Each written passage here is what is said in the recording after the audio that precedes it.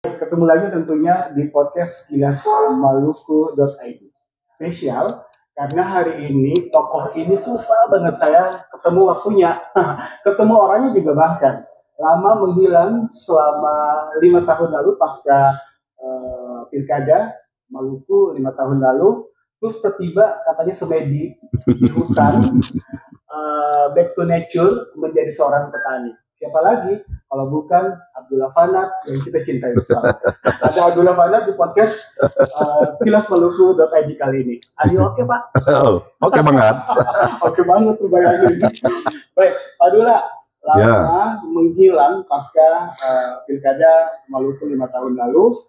Tiba saya lihat postingan dan dengar jadi petani Pak. Ya.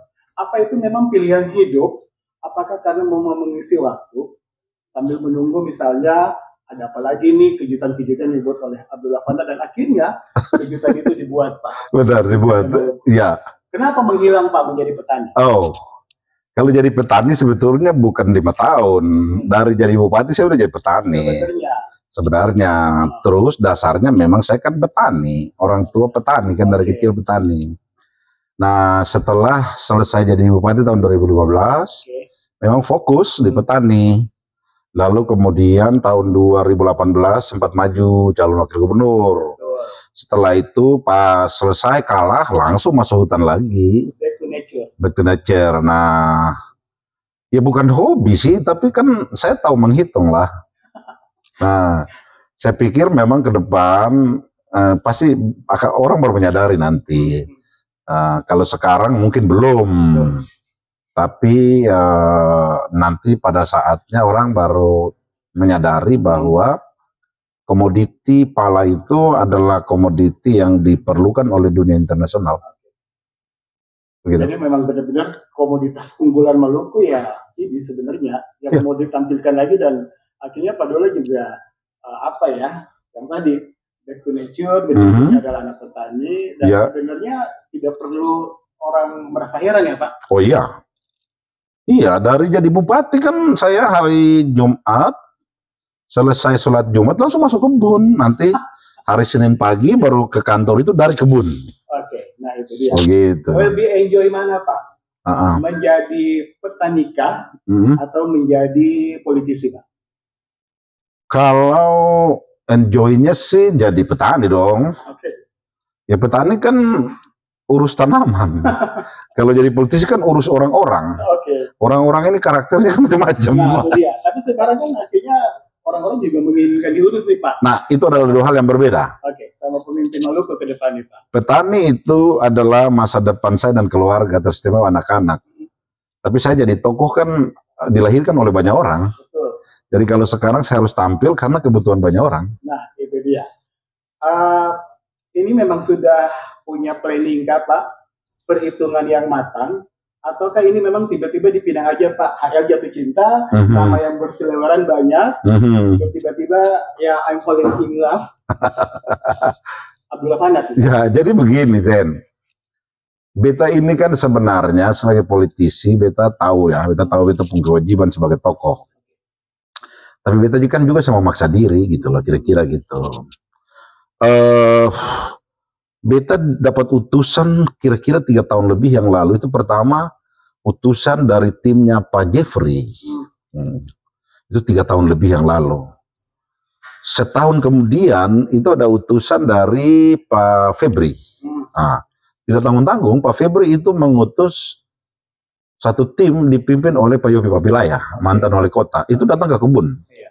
Tujuannya sama, yaitu ajak untuk mau ikut berkompetisi dalam pilgub. Tapi kan beta punya pengalaman untuk ngurus yang kayak begitu, bahwa pertemuan awal itu kan itu bagian dari penjajakan. Nah, yang menarik semua itu beta jalani tanpa memberi satu keputusan final terhadap siapapun, karena politik itu kan dari waktu ke waktu dinamis. Nah, sekarang berlabuhnya ke Pak Hendrik. Iya, ya kalau boleh mau dikatakan bahwa sebenarnya hampir semua calon gubernur yang saudara-saudara yang beragama Kristen itu berminat dengan Abdullah Fanat. Nah, beta yang pernah tawar diri dong. Tapi Anda gayat nggak Pak? Ya, GR nggak tidak merasa. juga, itu biasa. Biasa. Kan saya bukan murid baru di dunia satu ini. Betul. Nah, karena apa? Karena memang ya heran juga. Beta di hutan, tinggal di kebun, saya pernah bikin apa baleho, saya pernah, tapi hasil surveinya tinggi terus gitu. Nah gitu. Iya ya. Nah heran. Oke. Nah gitu. Juga di hutan, nama ada di mana-mana. Nama ada di mana-mana. Tapi Pak Dula, seiring dengan nama Anda sudah muncul nih Pak, preparation yourself seperti apa Pak? Ya mungkin Anda sekarang mungkin ya udah ini karena punya basically apa namanya pernah memimpin kabupaten, SBT 2 periode, terus juga ini politisi jungkir balik dan sebagainya. Ada persiapan khusus nggak Pak khusus untuk Pilkada Maluku kali ini? Enggak. Tidak ada persiapan khusus. Saya kan punya networkingnya udah ada. Jadi ngalir gitu aja Pak ya? Ngalir gitu aja. Dan alhamdulillah responnya cukup positif lah. Cukup positif karena saya punya rekam jejak ada. Saya punya, ya boleh dibilang legacy lah. Selama 10 tahun memimpin SBT dari kabupaten yang baru, dari hutan belantara. Saya membuat terobosan-terobosan yang sampai sekarang bukan saja bermanfaat untuk rakyat SBT, tetapi itu dikagumi oleh rakyat Maluku. Baik, bukan cuma itu Pak. Yang kita lihat ini sampai sekarang, ini informasi yang kami terima juga bahwa Bapak meninggalkan legacy yang sampai sekarang dirasakan orang misalnya, ada keluarga atau orang yang ingin berusaha, Bapak menanyakan mereka, Bapak dibantu, Bapak memberikannya langsung, dan itu tidak satupun media tahu Pak, tidak satupun orang tahu tentang hal itu. Ya. Apa yang memang Bapak harapkan Pak dari apa namanya rakyat, dari masyarakat? Ya SBT saja sudah begitu Pak, ini Maluku Pak, skalanya besar. Sama saja sebetulnya Zen. Ini kan cuma soal skala, tapi mekanismenya beda.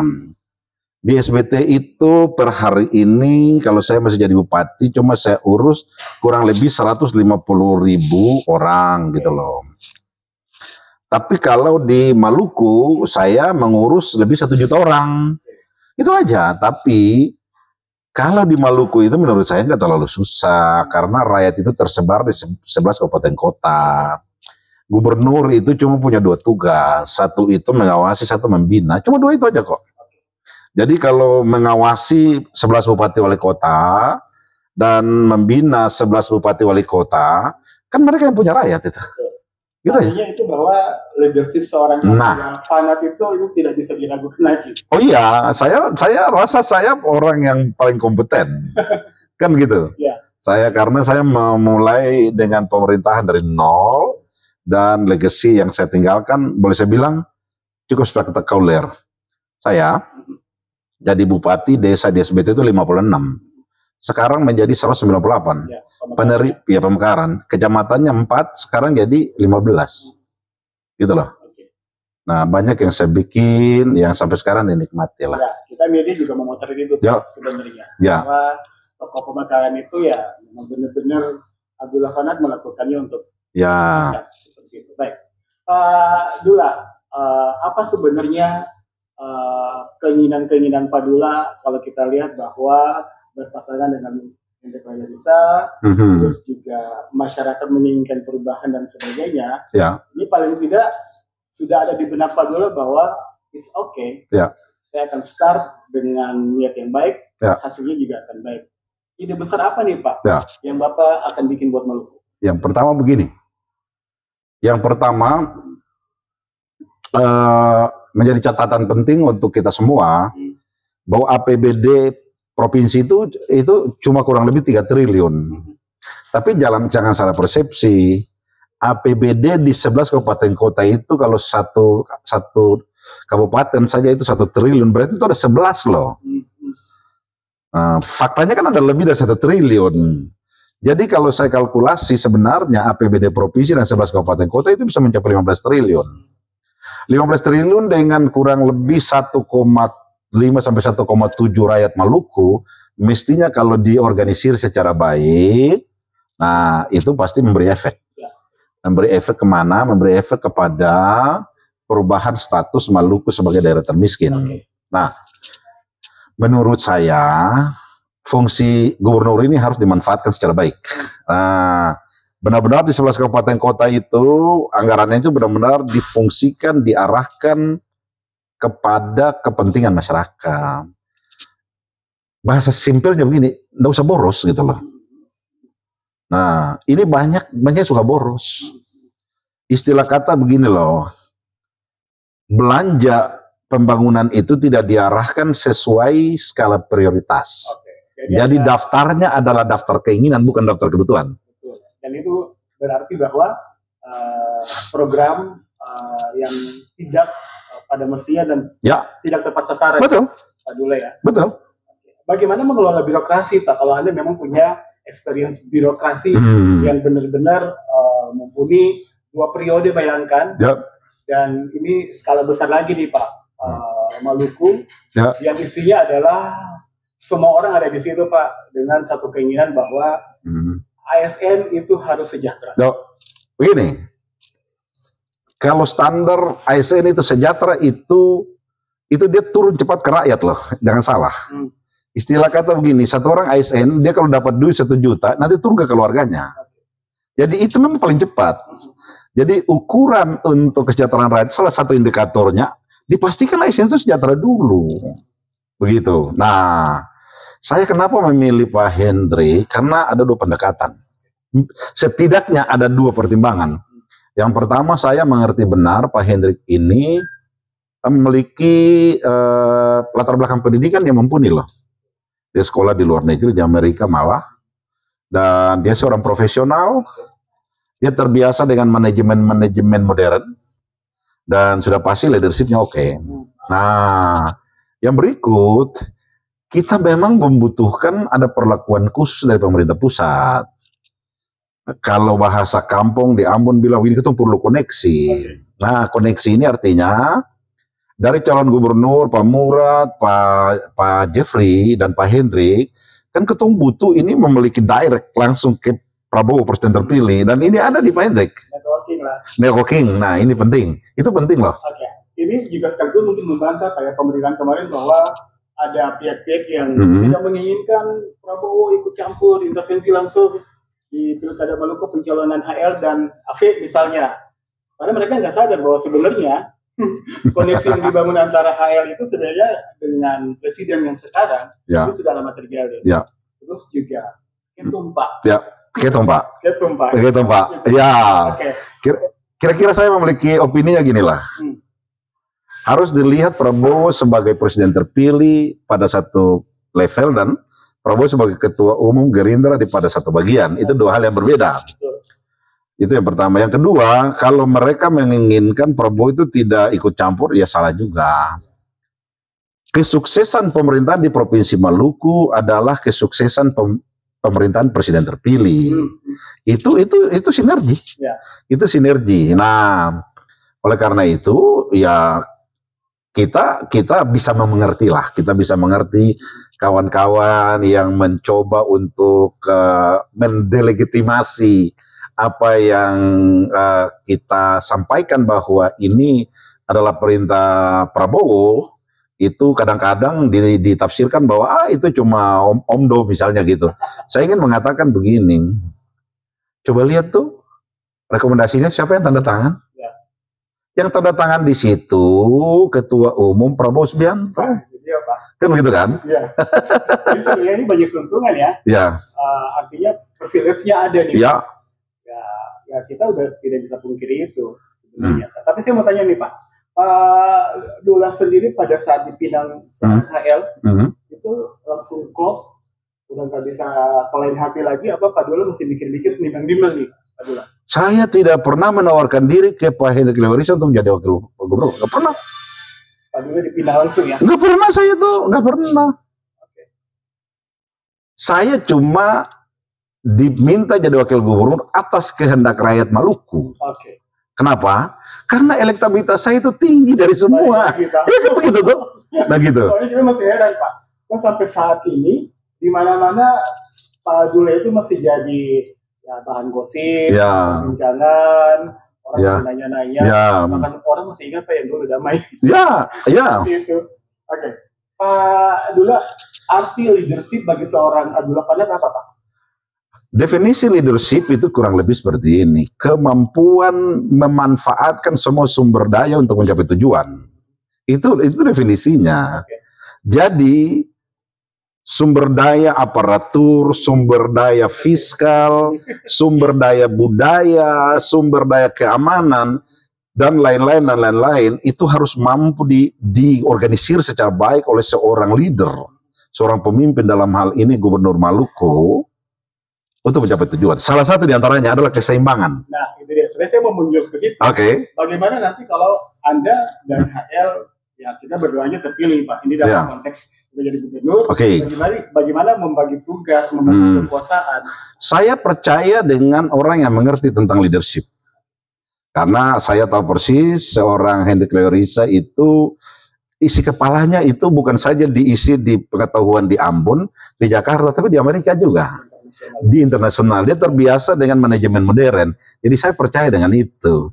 Dan karena saya juga memiliki pengalaman di situ, sayang sekali seorang Gubernur Hendrik Leorisa jika nanti terpilih tidak memanfaatkan dan menggunakan pengetahuan, pengalaman dari seorang Abdullah Fanat. Dia rugi sendiri menurut saya. Jadi sebenarnya ini kombinasi yang pas ya. HL Afeni. Pak Dula, siapa sih orang-orang yang berjasa, Pak, di perjalanan hidup dan karir seorang Abdullah Fanat? Saya kira keluarga saya lah, dan tentu orang-orang yang selama ini setia berjuang dengan saya. Kalau kehidupan pribadi saya tentu keluarga, tapi kehidupan politik kan bukan saya sendiri. Saya punya orang di semua pelosok loh. Jadi itu sebenarnya membuat Anda hebat, karena Anda tidak pernah melupakan semua orang-orang itu sampai sekarang. Saya tahu bahwa mereka membesarkan saya, mentokohkan saya, agar saya bisa berguna untuk mereka. Dan saya kira perjuangan kali ini adalah lanjutan dari 2 kali perjuangan sebelumnya yang gagal. Betul. Itu sebenarnya kalau kita review lagi, Pak, ini sebenarnya masalah waktu aja, Pak. Masalah waktu aja. Ya, Tuhan mungkin belum memilih Anda di range waktu itu, tapi mungkin Tuhan akan memilih Anda dan pasangan Anda, HL sebagai gubernur dan wakil gubernur Abdullah Fanat di waktu yang tepat. Untuk konteks ini saya tidak mau melibatkan Tuhan. Tapi saya mau melibatkan karena 2 kali saya berkompetisi itu. Pertama saya di 2013, orang semua tahu, mestinya saya jadi gubernur di 2013 kok. Harusnya. Tapi karena saya dengan Partai Gurem. Dan yang kedua saya calon dengan Pak Herman itu dengan KTP. Poinnya adalah karena saya tidak di backing oleh sistem gitu loh. Jadi oleh karena itu saya tidak mau melibatkan Tuhan dalam konteks ini. Dalam konteks itu ya. Saya nggak mau. Sebentar, saya mau lanjutkan. Artinya bahwa kali ini saya maju dengan dukungan dari 2 partai besar dan insya Allah di backup oleh sistem. Betul. Sistem yang tepat, orang-orang yang tepat, waktu yang tepat. Waktu yang tepat kira-kira seperti itu. Ini akhirnya Pak Dula juga membuat saya flashback nih, Pak. Pada saat debat kandidat saya melihat Anda begitu menjawab pertanyaan dan sebagainya, api-api dan sebagainya. Semangat itu masih ada. Masih. Lagi nih, Pak. Masih, sangat masih. Bahkan dengan usia, dengan waktu, kan pasti saya lebih matang dan seterusnya dan seterusnya.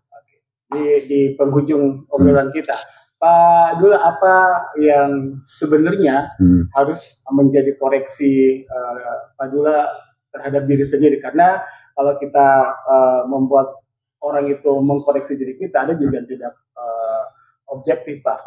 Kalau kita sendiri otokritik, Pak, buat diri Anda. Baik. Harus dirubah dari seorang Abdullah Fanat. Saya tidak bisa melihat belakang saya ini. Pasti orang lain yang bisa lihat di belakang ada yang salah gitu loh.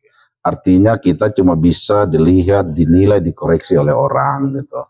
Bagi saya itu biasa aja. Dan itu penting untuk mencapai kesempurnaan. Dan itu bisa diaplikasikan dalam pemerintahan. Saya ingin mengatakan seperti ini. Kenapa pemerintahan di Maluku belakangan ini terasa nggak ada marwahnya gitu loh. Pemerintahan yang kuat adalah pemerintahan yang diawasi. Pemerintahan yang diawasi itu instrumen pengawasan itu ada yang sifatnya formil, yaitu di DPR provinsi. Tapi pada saat DPR provinsi juga tidak berguna, ya kalau pemimpin sudah tidak lagi menghormati undangan dari lembaga resmi masyarakat di DPRD, ya fungsi dari masyarakat melalui lembaga-lembaga di masyarakat itu juga penting. Saya ingin mengatakan bahwa kita itu harus dikoreksi, kita harus diawasi. Karena kita diawasi artinya kita akan terkoreksi untuk membuat perbaikan-perbaikan. Jangan sampai menganggap paling benar, itu nanti bajalan dan salah itu terus sampai di ujung masuk jurang, gitu kira-kira. Terakhir lagi nih Pak. Pendapat Anda soal politisi atau pemimpin Baper, Pak. Sekarang nih banyak nih yang dikritik, yang dikasih masukan, menganggap itu adalah mereka membenci dia secara pribadi. Kalau sebenarnya kritik itu penting untuk orang pemimpin atau politisi Baper atau pemimpin Baper perlulah menegakkan. Kalau saya begini, kalau seorang Abdullah Fanat dikritik lalu kemudian marah-marah, mendingan jadi tukang beca. Karena dia bukan sudah kalau jadi tukang beca kan tidak jadi pandangan publik gitu loh. Artinya kau mau mengambil tugas, mengambil tanggung jawab sebagai seorang tokoh, itu kamu akan diawasi dan hukumnya wajib untuk kamu diawasi dan dikoreksi. Kalau tidak mau diawasi dan dikoreksi, nggak usah ambil tugas itu. Karena begini saudara-saudara sekalian, kadang orang yang secara tiba-tiba masuk ke panggung politik, saya selalu bilang kayak begini, kalau Anda jadi nelayan, tiba-tiba masuk menjadi petani seperti saya, ya kamu harus menyesuaikan dong, di situ ada ular berbisa dan seterusnya dan seterusnya. Kalau Anda tadinya itu berprofesi seperti segini, lalu masuk ke dalam panggung politik, lalu kamu dikritik, terus kamu mulai marah-marah, nggak bisa, kamu nggak usah masuk ke sini, karena kamu masuk dalam wilayah orang gitu loh. Wilayah ini penuh dengan kritik, bahkan fitnah loh. Bahkan fitnah. Jangan sampai anda alergi dengan itu. Kalau Anda alergi, nggak usah masuk ke sini. Nggak perlu ada di gelanggang, Pak ya? Nggak perlu. Karena ini medannya kayak begini. Begitu. Abdullah, saya tutup, tapi saya ingin Pak, Bapak merunut nih. Seorang Abdullah Fana dalam 5 kata. 1 apa, Pak? Tegas. 2. Menyayangi. 3. Bisa dikoreksi. 4. Bisa dipercaya. 5. Visioner.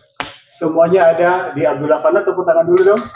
Salah satu gubernur kita di perhelatan pemilu kada 2024. Zain Anwar pamit, Abdullah juga pamit. Ketemu lagi tentunya di sesi selanjutnya. Masih di kilasmaluku.id dengan tokoh-tokoh lainnya yang tentunya lebih punya value lagi. Abdullah, terima kasih. Terima kasih, Zain.